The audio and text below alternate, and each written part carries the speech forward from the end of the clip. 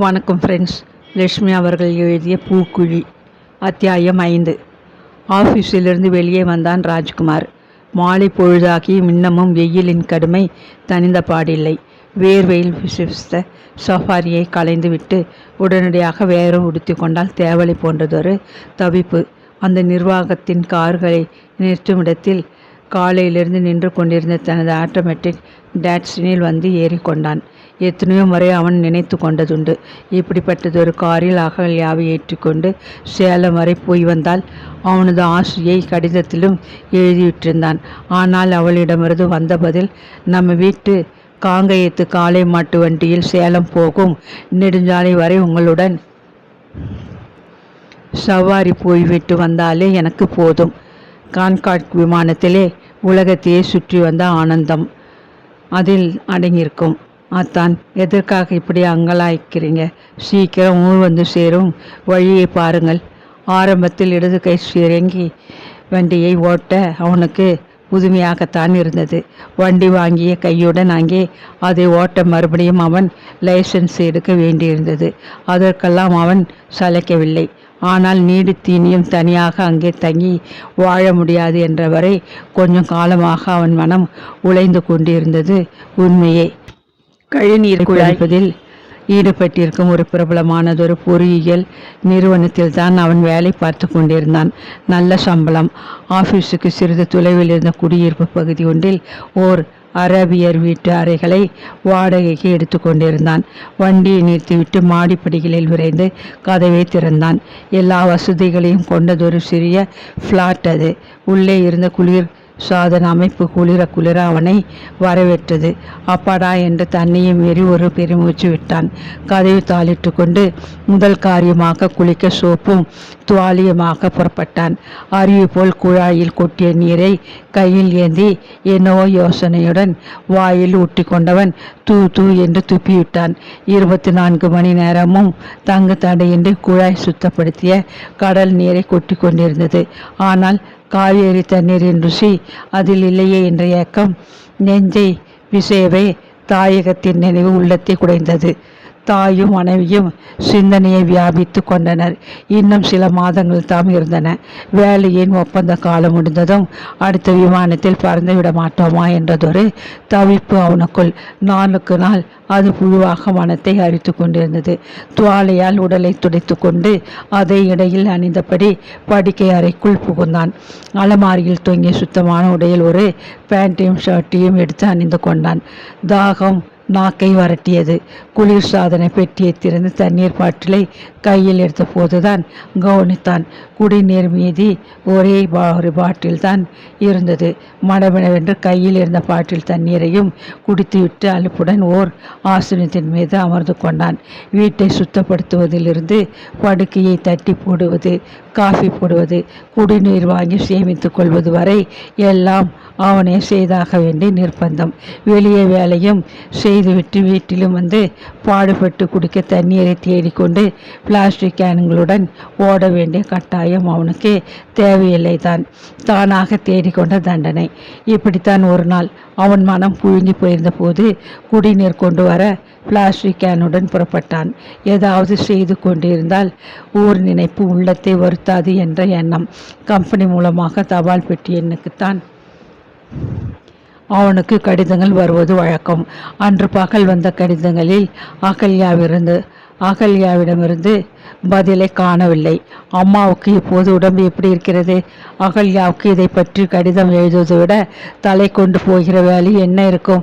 கோபமும் தாபமுமாக அவன் சிறிது நேரம் ஆஃபீஸில் நின்று கிளம்ப மனமின்றி சுவரை பார்த்து கொண்டே உட்கார்ந்திருந்தான். அவளது கடிதம் வந்து பல நாட்களாகி விட்டன என்று நினைக்க ஊர் நினைப்பு நெஞ்சை இருக்கியது.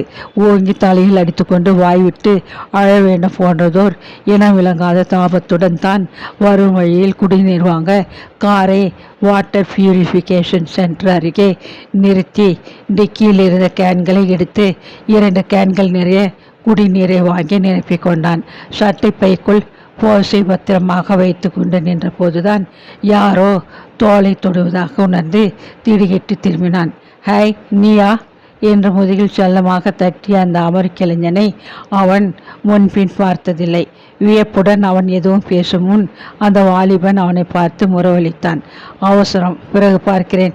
மார்க்ரெட் காரில் காத்திருக்கிறாள் என்றபடி குடிநீர் கொண்ட கேன்களுடன் வேகமாக அப்பால் நகர்ந்து விட்டான்.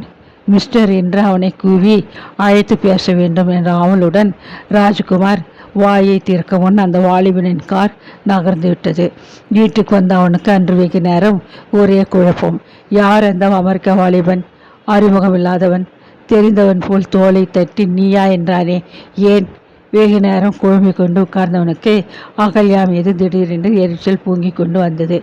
நாயர் ஹோட்டலுக்கு சாப்பிட்டு போகும் முன் கட்டாயம் அவளுக்கு ஒரு கடிதம் எழுதிவிட்டுத்தான் மறுவேளை. மேஜை அருகே உட்கார்ந்தான். கோபத்துடன் அவசரமாக விடுவிடுவென்று தலையை நிமித்தாது எழுதி முடித்தான். ஒரு முறை படித்து பார்த்தான். தனியாக ஒரு மனிதன் வெளியூரில் சோற்றுக்கும் தண்ணீருக்கும் எப்படி தவிக்கிறானோ என்ற நினைப்பு கூடவா உன் நெஞ்சிலிருந்து மறைந்து விட்டதே? கடிதம் எழுத அத்தனை சோம்பலா? அசட்டையா? இல்லை, நிற்க நேரமில்லாத அத்தனை வேலையா? உன்னிடமிருந்து கடிதம் வரும் என்று ஒவ்வொரு நிமிஷமும் எதிர்பார்த்து ஏமாந்து அம்மாவை நினைத்து கொண்டு நான் படும் கவலை சொல்ல தரமன்று. இப்படி என்னை சித்திரவதை செய்து வேடிக்கை பார்க்க உனக்கு நான் இழுத்துவிட்ட கொடுமைத்தான் என்ன? விளக்கமாக சொல்லிவிடு. வார்த்தைகள் பச்சை மிளகாயாக இருந்தன. கடிதத்தை மடித்து உரைக்குள் போட்டு முகவரி எழுதி தன் சட்டை பையில் பத்திரமாக வைத்து கொண்டான். மறுநாள் தபாலில் அதை சேர்த்து விட வேண்டும் என்ற தீர்மானம். மணமாவின் கடை தெரு பக்கத்திலிருந்து ஒரு சிறிய சந்துக்குள் தான் சிவசங்கர் நாயரின் ஹோட்டல் இருந்தது. இரவு உணவுக்காக அவன் அடிக்கடி அங்கேதான் செல்வது வழக்கம். அன்று நாயரின் ஹோட்டலில் கூட்டம் நிரம்பி வழிந்து கொண்டிருந்தது. காத்து நிற்க நேரமின்றி அவன் அதே சந்தில் சில கடைகளுக்கு அப்பால் இருந்த இன்னொரு கேரளா ஹோட்டலுக்குள் நுழைந்தான். அவனை கண்டதும் பையன் ஒரு பீங்கான் தட்டில் சாதம் வைத்து மீன் குழம்பை அதன் மேல் வார்த்து எடுத்துக்கொண்டு விரைந்து வந்து மேஜை மீது வைத்தான். நான் சைவ உணவுக்காரன், இதெல்லாம் சாப்பிடுவதில்லை. மறுத்தபடி தட்டை அவன் நகர்த்திய போது பையன் உறக்க சிரித்து விட்டான். சார், இங்கே சாப்பிட வரும்போதெல்லாம் மீன் குழம்பை ஒரு கை பார்த்து விட்டு போகிறது ஞாபகம் வந்தது, அதனால் என்று கூறிவிட்டு தட்டை உள்ளே எடுத்து சென்றான். சாருக்கு ஏதேனும் விரதமோ? கேட்டுக்கொண்டே இன்னொரு தட்டில் சாதமும் அதன் மீது பருப்பு சாம்பாரும் ஒரு பப்படமும் ஒரு கோப்பையில் ரசமும் எடுத்து கொண்டு வந்து வைத்தான். பிறந்ததிலிருந்து ராஜ்குமார் உணவு விஷயத்தில் சுத்த சைவம். மீன் குழம்பு சாப்பிட்டதாக இந்த பையன் உளறுகிறானே, ஏன்? மறுபடியும் அவனுக்கு குழப்பம். சாப்பாட்டை முடித்து கொண்டு வந்து படுத்த அவனுக்கு வெகு நேரம் உறக்கம் வரவே இல்லை. மறுநாள் தபாலில் அகல்யாவின் கடிதம் பளிச்சென்று முதலாவதாக அவன் கண்களில் பட்டது. பரபரப்புடன் பிரித்தான். அகல்யாவும் அதே கேள்வியை தான் கேட்டிருந்தாள். உங்களிடமிருந்து கடிதங்கள் தாமதமாக வருகின்றனவே, ஏன்? வேலை அதிகமாகிவிட்டதா? அல்லது உடம்புக்கு சுகமில்லையா? உங்கள் கடிதத்தை காணாவிட்டால் மனதில் எத்தனையோ கவலைகள் ஏற்பட்டு விடுகின்றன. அந்த ஊர் வெயிலில் அடிக்கடி அலைய வேண்டாம் என்று அத்தை எழுத சொன்னார்கள். நேற்று காலை பலகாரம் சாப்பிடும்போது அத்தை குலுங்கி அழுது விட்டார்கள். அவர்களுக்கு மிகவும் பிடிக்குமே என்று இடியாப்பம் செய்து சிறிதளவு மட்டும் பரிமாறியிருந்தேன். கொஞ்சம் பிட்டு வாய்க்குள் போட்டுக்கொள்வதற்குள் கரகரவென்று அவர்கள் கண்களில் நீர் புரண்டு விட்டது. என் மகனுக்கு இடியாப்பம்னா உசிராச்சே, அந்த ஊரிலே யார் அப்படி செய்து அருமையாக சாப்பிட உபசரிக்க போகிறாங்க என்று தழுதழுத்தார்கள். அவர்களை சமாதானப்படுத்த ரொம்ப பிரயாசியாகிவிட்டது. என் நெஞ்சை வெடித்து விடு போன்று எனக்கு துக்கமாகத்தான் இருந்தது.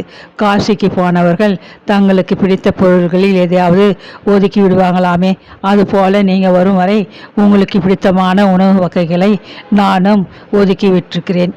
நீங்கள் வீடு வந்து சேர்ந்ததும் உங்களுக்கு சமைத்து போட்டு உபசரித்து விட்டு தான் அவற்றை நான் சாப்பிட வேண்டும் என்ற ஒரு விரதம். அதனால் நான் இடியாப்பத்தை கையால் கூட தொடவில்லை. ஆமாம், நீங்கள் எப்பொழுது வருவதாக உத்தேசம்? உங்களிடமிருந்து கடிதம் வராவிட்டால் என் உயிரை போய்விட்டது போன்ற ஒரு பிரமை.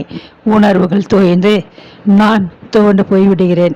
இந்த நிலையில் நோயாளியாக உள்ள அத்தையை நான் எப்படி சமாதானப்படுத்த முடியும்? கொஞ்சம் சிந்தித்து பாருங்கள். நெஞ்சம் நெகிழ்ந்து போய்விட்டான் ராஜ்குமார்.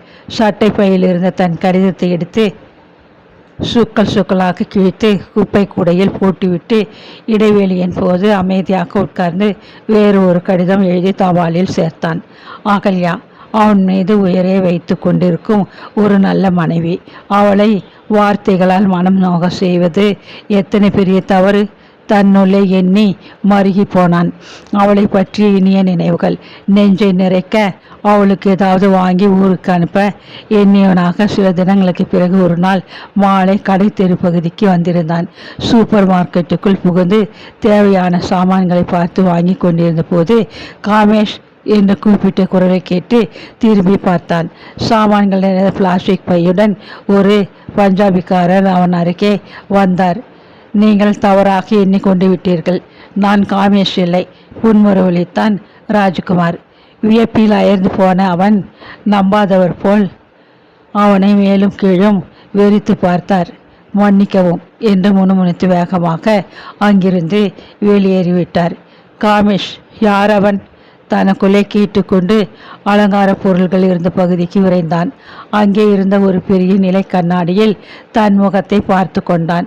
பின்னால் யாரோ நடந்து வரும் ஓசை கேட்டது. திரும்ப நினைத்தான். திடுகிட்டு கண்ணாடியை உற்று பார்த்தான். அவன் அருகே பக்கத்தில் நின்ற அந்த நீல சட்டை ஆசாமே தோற்றத்தில் அவனைப் போலவே அச்சடித்து எடுத்த உருவமாக கண்ணாடியில் தெரிவதைக் கண்டு அதிர்ந்து போய்விட்டான் ராஜ். கண்ணாடியில் தெரிந்த அந்த உருவம் மெல்ல சிரித்தது. நீங்கள் தான் அந்த ராஜகுமாரா? குரலை கேட்டு குரல் கூட டேப் ரெக்கார்டரில் பதிவான அவன் குரலை திருப்பி கேட்பது போல இது என்ன அதிசயம்! ராஜ்குமார் ஆமாம் என்று தலையசைத்துவிட்டு ஆச்சரியத்துடன் அவனை ஏற இறங்க பார்த்தான். நம்ப முடியலை. என்னையே நான் கண்ணாடிக்குள் பார்ப்பது போல இருக்கே. அதனால் சில நாட்களாக என்னை உங்களுக்கு தெரிஞ்சவங்க ராஜ்குமார்னு குறிப்பிட்டு இருக்காங்க. நீல சட்டைக்காரன் சிரித்தான். அந்த சிரிப்பின் ஒளி கூட அவனுடைய சிரிப்பை போல கலகலவென்று வாசையுடன் இருப்பதை காண ராஜ்குமாருக்கு ஒரே பிரமிப்பு. என் பெயர் காமேஸ்வரன். காமேஷ் என்று சுருக்கமாக வச்சிருக்கேன், அறிமுகப்படுத்தி கொண்டான் அவன். என் பெயர் ராஜ்குமார். உங்களை சந்தித்தது பற்றி மிகவும் சந்தோஷம். அதே சமயம் எனக்கு ரொம்பவும் ஆச்சரியமாகவும் இருக்கு கூறிக்கொண்டே காமேஷின் கையை பற்றி அன்புடன் குலுக்கினான் ராஜ்குமார். இத்தனை சின்ன இடத்தில் நாம் இதுவரை சந்தித்து கொள்ளாதது தான் பெரிய ஆச்சரியம். உலகம் ரொம்ப சின்னதுன்னு சொல்லுவாங்க. சில சமயம் சின்ன இடம் கூட பெரிய உலகமாக்கி விடுகிறது உண்டு போல இருக்கு. வேடிக்கையாக சிரித்தான் காமேஷ். ராஜ்குமாருக்கு எடுத்த எடுப்பிலேயே அவனை மிகவும் பிடித்து விட்டது. திடீரென்று நினைவுகள் கலைந்து எழுந்திருந்தான் ராஜ். தொலைபேசி எண்ணை சுழற்றினான். காமேஷ், நான் வருகிறேன். நீ தயாராக இருவரும் நாயர் ஹோட்டலில் சாப்பிடுவோம். பிறகு என் ஃப்ளாட்டிலே நீ டெலிவிஷன் பார்த்து கொண்டு என்னோடு இன்று இரவு தங்கிவிடு.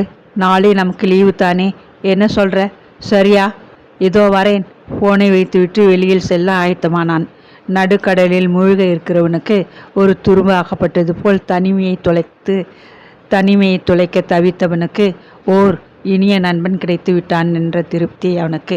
கதவை பூட்டி கொண்டு கார் சாவியை சுழற்றியபடி படிகளில் இறங்கினான் ராஜ்குமார்.